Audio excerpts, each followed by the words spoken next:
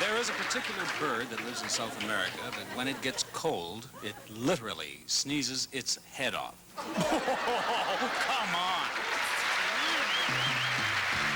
Is it fact or is it fiction? Which of our celebrities was bluffing? Here to help us find out, our bluffmaster, Mike Darow.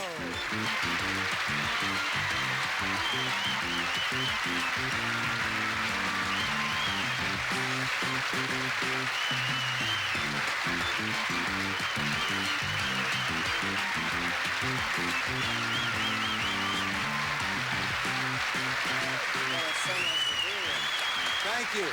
Thank you all very much and welcome to Bluff. You know, the three stories you just heard may sound improbable, but actually one of them is true. And that is the story, although I don't think they go ribbit y'all, but the frogs in the southern states croak with an accent, whereas the frogs in the northern states in the U.S. do not. Oh, that is the true amazing story. thing.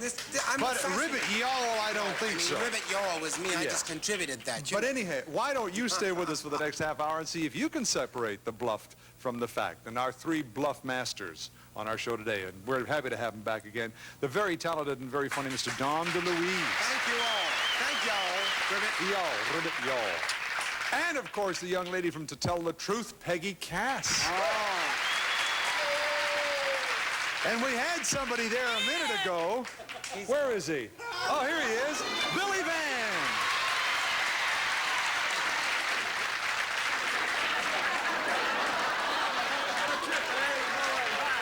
I'll build a stairway to paradise with a new step every day. I'm way to get there at any... How did this game get out of hand? Did you get it back to 62? I'm all right.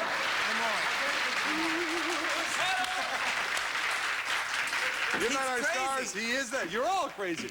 Except for you, Peggy. You're very calm. I'm a perfect person. Yes, you are. Here Before we go, before you go to the, may I just have the camera on me? I really would just put the camera on me for one moment. I just would like to bless you so much. Thank you. You're the two players on our show tonight. First, we have Barbara Cook. Barbara, in all this confusion, would you settle everything down and tell us a little about yourself? I'm a physiotherapist. No one's listening. Yeah, but they're still listening. Yeah, it's all right, it's all right. It's going to be all right. We have to have some decorum. Yes.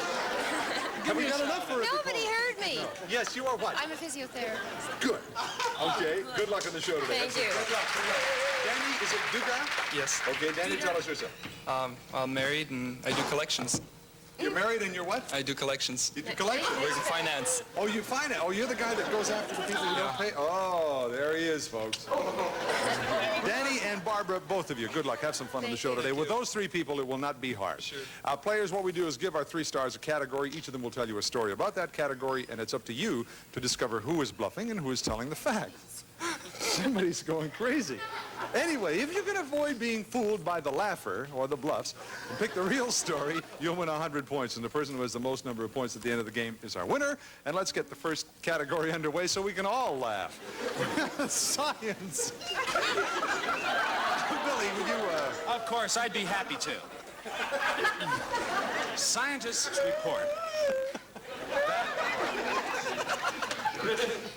report that if you were able to fly headfirst at speeds approaching the speed of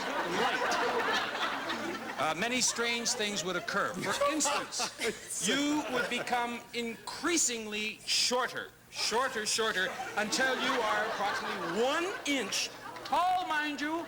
Tall. That's not very tall. No. Other things that would happen would be your watch would go slower. And you would... And fall off your wrist. And you would stop losing hair as fast as you may be losing it now. Now, for these and other reasons, the government has decided to send Howard Cosell into space. we got our first story underway, which is scientists have discovered that if you travel head first at the speed of light, you decrease in size, your watch runs slower, and you stop losing your hair. No. Peggy Cass, let's go to you now. This is supposed to be science, right? Science. Okay. Now listen, folks. 25 people who are among the oldest living human beings in the world are being studied at the University of Pittsburgh to find out the secret of their longevity. The results show that the main reason that these folks live so long was eating raw rations every day. Raw what? Raw onions. Raw onions every day. Could I please go on? Of course, my dear. Feel free. Having sex twice a day? Keep going, my dear. Impossible. Impossible. 3 times a day. Always sleeping in the nude. Amen. Only smoking Cuban cigars. Right on. And seeing a movie once a week. They don't tell you what kind of movie you're supposed to see, but I could just imagine. When one of the scientists tried to interview a 103-year-old man to find out his secret of a long life, he was confronted by a stark naked old man with terrible breath, smoking a Cuban cigar on his way to visit a busty blonde. Yes, go on. That's where we draw the curtain, Billy. Studies show that perfect ingredients for a long life are onions, sex, nudity, cigars, and an occasional movie, and not necessarily in that order. And now, Dom. All right. Researchers at the Jet Propulsion Laboratory in Pasadena, California, have proved, experimentally, of course, that you can take a pure... You're never going to do it. I am. A pure copper wire. Yes. And you attach one end to a small transformer, and then you take the other end and you embed it with a damp cloth in your navel. And then you shuffle your feet. Now, come on, folks, this is serious. You shuffle your feet, and in that way you can actually move a little trainer on a track. What would you want? I want to. They have warned. Yes, but they have warned that you should never, under any circumstances, put the cork in your caboose. So Dom says you can actually make a model train move around a track without using electricity, just following the instructions that he gave you. Peggy, would you sum up again what you said? Yes, they're having a terrific time at these 25 human beings at the University of Pittsburgh. I don't know whether you want to send your children there after this thing. They eat raw onions, and they have sex 2 or 3 times a day. Go to the movies and smoke Cuban cigars. In the nude. And it gives you a long life. Oh, yes, forever. But it seems short. Boy, time flies when you're having fun. Scientists have discovered that if you travel head first at the speed of light, you decrease in size, your watch runs slower, and you lose your hair. Thank you, Billy. Well, we don't have too much time left in our show, so please, would you, Barbara, would you tell us, who do you think is bluffing and who's... I think I'm going to go with Dom DeLuise. Dom DeLuise, you've got 1 vote on your side. Danny Dugas. I'm going to have to go with Dom DeLuise, too, because... Sorry, it's a little gas. I'll be all right. Oh, you're going with Dom also? Yes, You said I don't you know. wouldn't agree with me. I have to. All right, well, no. Well, studies show that about the sex and onions and nudity and cigars and the movies does not give you a longer life. And now, I'm sorry you cannot make a model train move around the track doing what Don said, but scientists have discovered that if you travel head first at the speed of light, you decrease in size, your watch runs slower, and you stop losing your hair. Billy told the facts. Nobody picks up points. We'll see in our next round what happens, and we'll be back in just a moment to tell you about a check that was written on a pair of panties. Silk panties. That'll be right after this.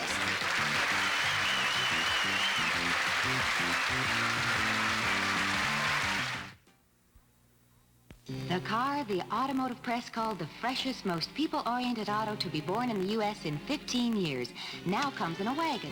Introducing the new AMC Pacer wagon, the wide wagon with Pacer room and ride. Plus something new. Instead of narrow cargo space, we turned our space sideways, so everything's easy to reach. AMC Pacer, the wide wagon. And now with the buyer protection plan, too. There's more to an AMC.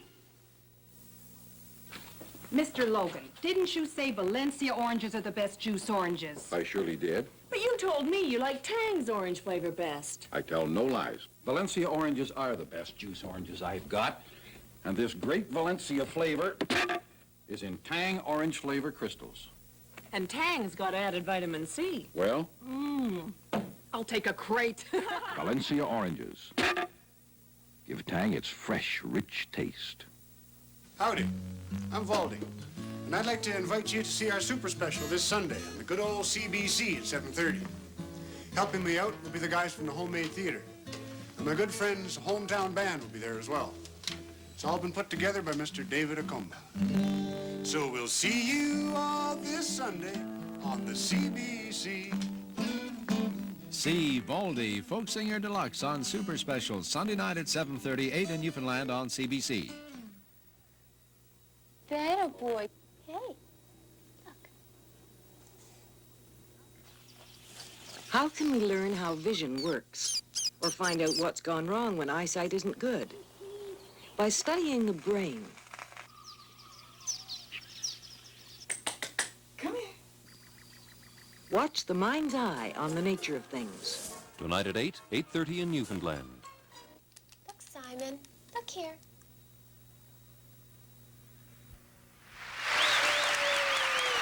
You ready to play again? Ready to go? Yes, sir. Yes, Barbara Cook and Danny did not score in our first round. By the way, the celebrity that most often fools our players with their bluff will win the coveted Family Falsehood Oh, I Award. want to win so bad. I got one. You haven't won it yet. Billy won one, and yes, you may The hold only it. person who Is doesn't it have beautiful? one here is Dom. I'm the only one who hasn't won it. Golden fingers caught in a lie, and Oh, it's just great. Just and you modeled for that too. I know, I That was did. I great. want it so badly. You don't understand it. Yeah. I do. It's Well, wonderful. anyway, you know, this is named in honor of the famous falsehood family, one of whom was Julius Caesar's personal Far Eastern physician this is true. and prophet, seen to seize all falsehood. It was on that fateful day, shortly after Caesar was done in by several of Rome's finest, that Julius turned to falsehood and said, Oh, excuse me. It's you. Oh, doctor, I've been looking all over for you. Physician. You don't know what kind of a day this has been. You told it to me that I would feel better on this day. And you said to me that I would feel... Oh, wait. This was in my heart. You said that I would be good today. You said this is a good day for you. What do you call this? Acupuncture? It's a... Yeah! Here's your money. My sinus feel much better. Thank you, Billy and Dom. Let's get back to the game. If you're ready, players, see if you can score on this one. Fashion is the category. So tell us a story about fashion, now Dom. this is very interesting because fashions, and this is a story about fashions and morals. Because in Edmonton, Canada, there's a woman. That's my hometown. Is that right? Edmonton, you know this Alberta. lady. Did you know Maribel Smithers? Did you know Maribel? No. We all do, Maribel. Okay. Well, she was very incensed when she saw that after a snowfall that her neighbors were building snowmen without clothes. She was very incensed with these stark naked snowmen. And so when Maribel died, Yes. she left $200,000 for clothing to cover naked snowmen. John says that Maribel Smithers left $200,000 in her will for the purpose of clothing snowmen. All right, and Peggy. In Ruzicka, Yugoslavia, when a young girl reaches the marriageable age, her family does not give her a coming-out party or even introduce her to a good-looking young Slavic boy. What they do is buy her 7 lacy petticoats, which she wears to advertise that she's looking for a husband. For each year that she remains single, she adds another petticoat. When a man is finally caught and the girl is married, for the rest of her life she wears the same number of petticoats she had collected up to the time of her wedding. Old maids in this town in Yugoslavia don't go out as much as they used to because they can't get out the door. Peggy tells us that girls in Yugoslavia wear petticoats to advertise their availability for marriage. Here's Billy Van. In order to help finance this war with England, Napoleon sent the infamous Paris courtesan, Madame Renée Coultray, to the King of Persia to receive a promised loan of much money. The Persian king was greatly enamored with Madame Coultray, and to protect her from spies and thieves on her return trip, inscribed the money as a check on a pair of her silk panties. I'm glad we're putting a little class back into this. Upon arriving in Paris, Madame's maids were unpacking and inadvertently sent the panties to be laundered. I know. Oh, no. Sent the panties to be laundered, at which time an entire fortune went down the drain. Hold on. A replacement was never received in time to help Napoleon, obviously, but to this day the transaction is recorded in Persian annals and was probably the largest check in the world ever written on pure silk. Probably the first bum check, too. The King of Persia paid back a loan to Napoleon by sending him a check written on a pair of panties. And Peggy. Well, in Yugoslavia, girls announced their availability for marriage by wearing very, very many petticoats. Dom DeLuise. Maribel Smith has left $200,000 to clothe snowmen. There you have some stories about fashion. Barbara Cook. Oh, you defer to Danny this time. You want to see what Danny says. Okay, Danny, you go first this time. Who has the fact and who's bluffing? I'll have to go with Dom DeLuise. Very good. You took Dom again. And Barbara? I'll go with Peggy. You're going to go with Peggy? Yeah. Where does that leave me, Mike? Out in the That cold. leaves you winning the thing. No, he's in the... Down the drain with your panties. No. The King of Persia did not pay back a loan. So I'm sorry, Billy, you didn't bluff him that time. Well, I lied. All right. And Marble Smithers did not leave $200,000 in her will, but girls in Yugoslavia wear petticoats to advertise their availability. Danny picks up 100 points. No, I'm sorry.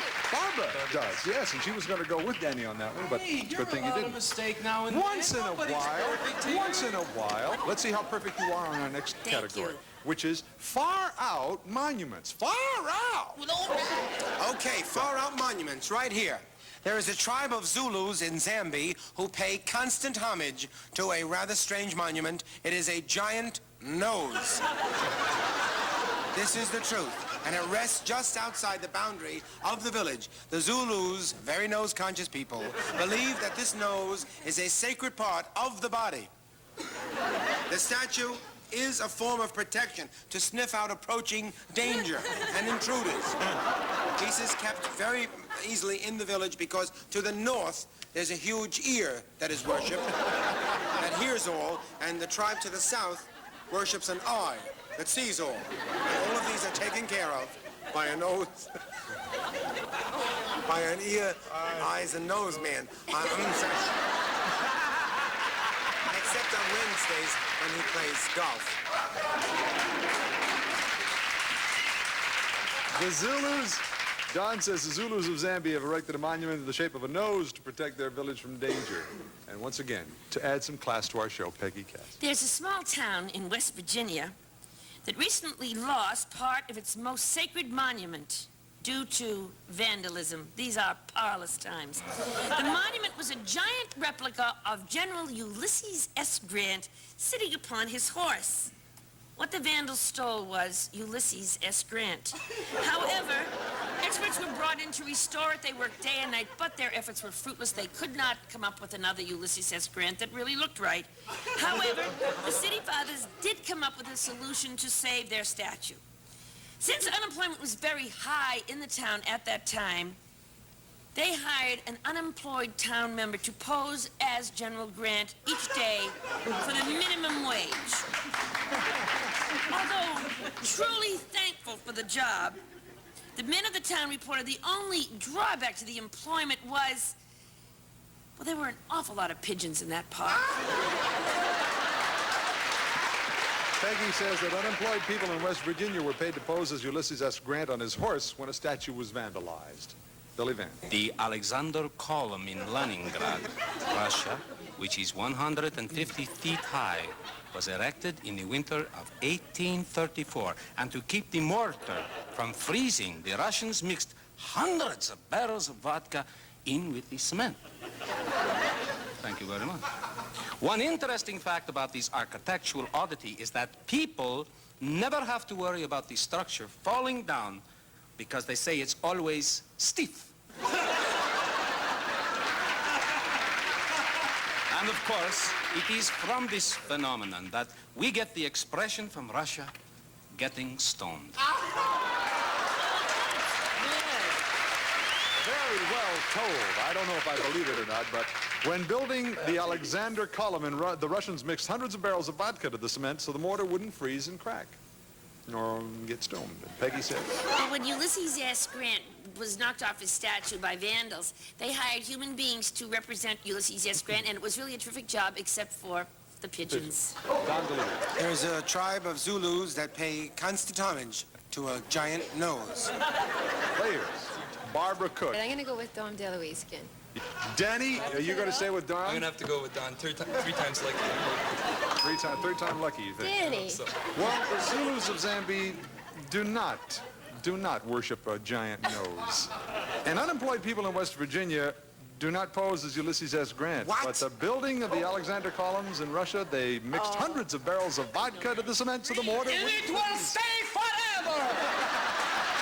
No points. No points on that, so Barbara still has a 100-point lead, but we have one more category coming up, and in a moment we'll be back to tell you about some men who get pregnant.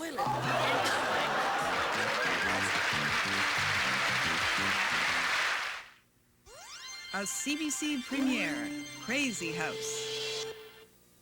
Madam, we at O'Malley's never make mistakes, but I can understand how you were misled because of the incredible skill of our cosmetician.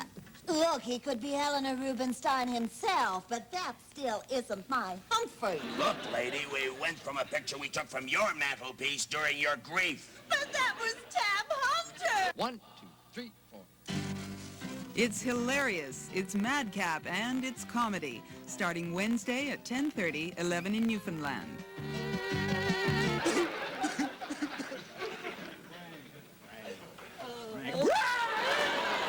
Bartender. Yeah. Oh, drunk again. Yeah, me too. And it's your last laugh before the National, Wednesday night. From the makers of Fantastic comes new Spray and Wash, soil and stain remover developed specifically for permanent press fabrics. Permanent press holds heavy soil and oily stains. To get them out, you need new Spray and Wash. We'll spray half the collar ring, wait a minute, then wash in regular detergent. See, it works. New Spray and Wash, the soil and stain remover. Contains no enzymes or phosphates. The man playing guitar is Canadian songwriter Bob Ruzicka. Guess by now your friends will let you know I'm back in town. Just let me hear some of that fast, big and slick, sliding Nashville guitar. You know it's gonna blow my mind. Join Bob Ruzicka and his special guests for a new blend of folk and country music each week on CBC. Premiering next Wednesday night.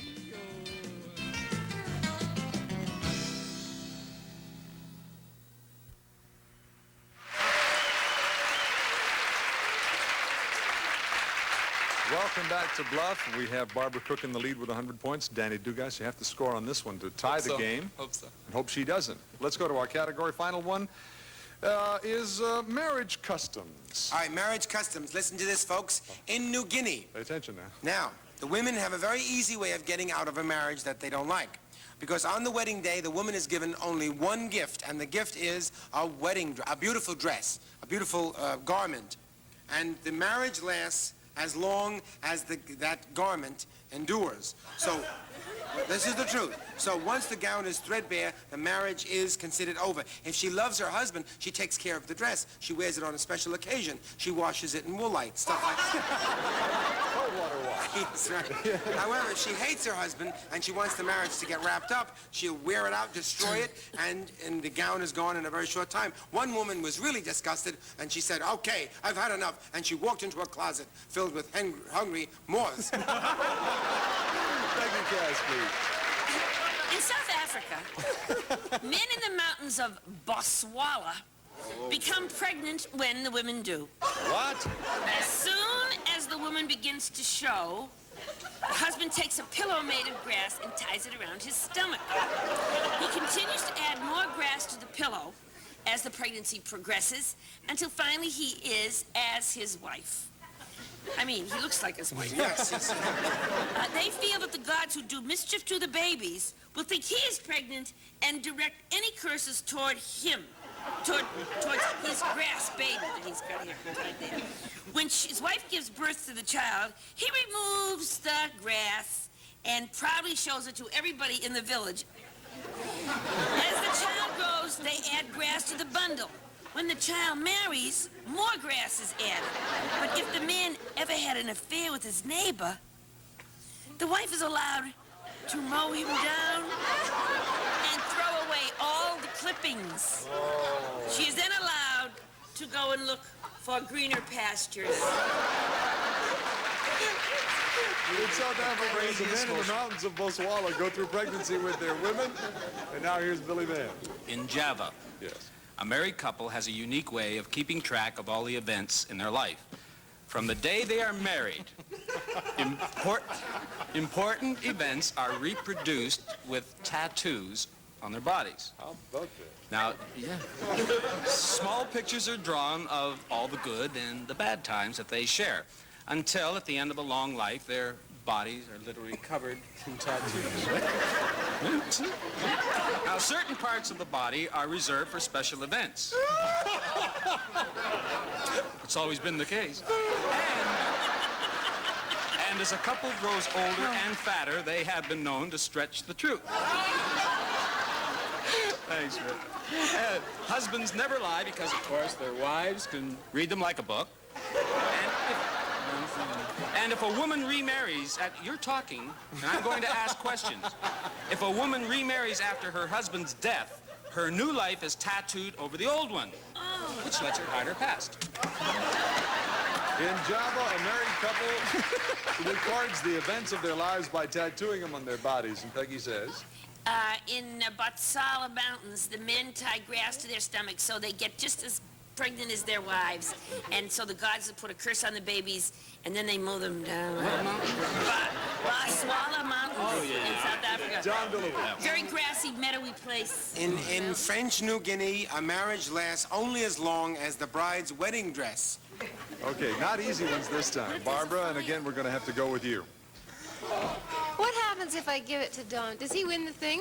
Don't worry about yourself. Oh, I'm not worried about myself. No, I'm going to go with him. You're going to go with Don? Yeah. All right, and how about you, Danny? They all sound so logical, and I don't know. I've been with Don all the time. I'm going to go with Don again. Well, sure he can. He just did. In Java, married couples do not record their lives by tattooing them on their bodies. And in South Africa, the men in the mountains of Botswana do not go through pregnancies. In French New Guinea, a marriage lasts only as long as the wedding dress. You both got it right.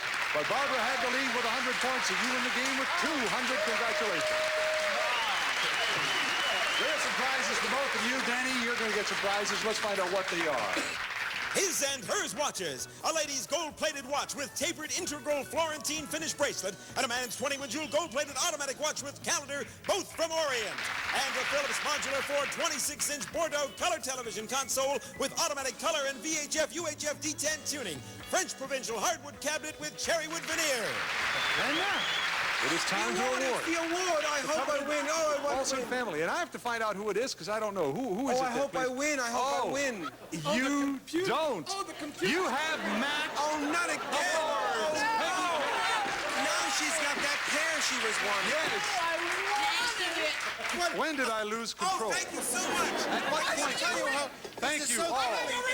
Please join us again next week on Bluff. Thank you. Good night. Bluff, laughingly produced for the Canadian Broadcasting Corporation. Gardner Westbound speaking.